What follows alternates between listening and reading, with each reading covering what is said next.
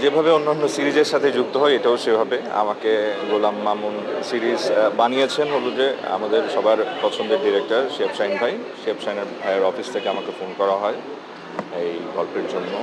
তো ডিরেক্টরের নাম যখন শিহাব শাহীন আর প্ল্যাটফর্ম যখন হইচই, তখন আমি আর দ্বিতীয়বার চিন্তা না করেই এটার সাথে যুক্ত হয়ে যাই। গোলাম মামুন গোলাম মামুন চরিত্রটাই হলো একটা ডিটেকটিভের চরিত্র।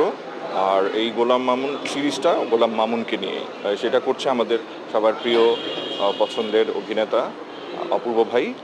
আর এখানে একটি চরিত্র আছে, সেটার নাম হলো অ্যাসিস্ট্যান্ট কমিশনার রবিন।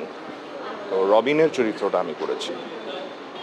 অপূর্ব ভাইয়ের সাথে আমার তো আগের কাজের অভিজ্ঞতা আছে, তো সেটা তো আছেই। আর অপূর্ব ভাই মানুষ হিসেবে খুবই অসাধারণ।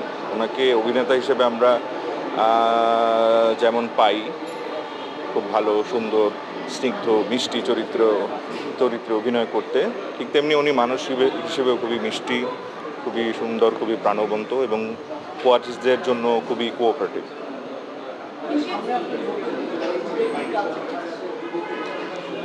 সামনে আমার কিছু সিনেমার কাজ করা আছে, ওগুলো একে একে আসবে হয়তো ঈদের পর। একটা একেবারেই কমপ্লিট করা কাজ হলো যাপিত জীবন, ওটার ডিরেক্টর হলো হাবিবুল ইসলাম হাবিব।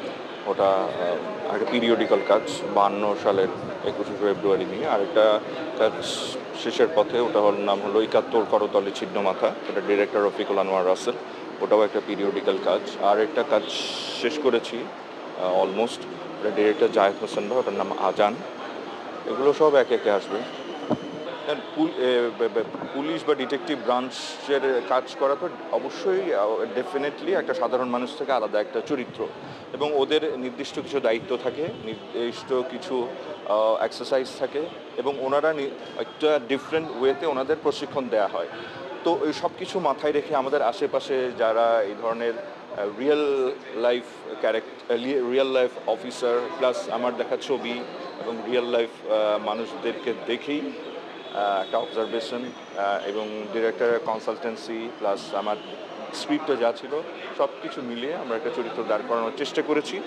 এখন দেখা যাক, দর্শক দেখার পরে যদি ভালো লাগে তখন এই পরিশ্রমটা সার্থক হবে বলে আমার মনে হয়।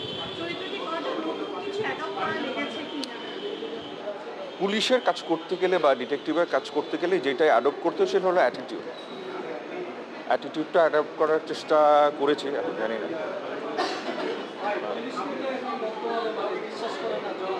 হ্যাঁ, কারণ পুলিশকে জনগণ বিশ্বাস করুক বা না করুক, পুলিশের সাথেই জনগণকে চলতে হয়, আমাদেরও চলতে হয়। পুলিশ আমাদের বাংলাদেশের একটা বিগেস্ট পার্ট, তো এটা নিয়ে আমাদেরকে থাকতে হবে, জনগণের বিশ্বাস অর্জন করতে হবে। বাংলাদেশে সব জায়গায় খুব একই অবস্থা, সবখানেই ভালো মন্দ মিলিয়ে আছে, কারণ নিশ্চয়ই আছে।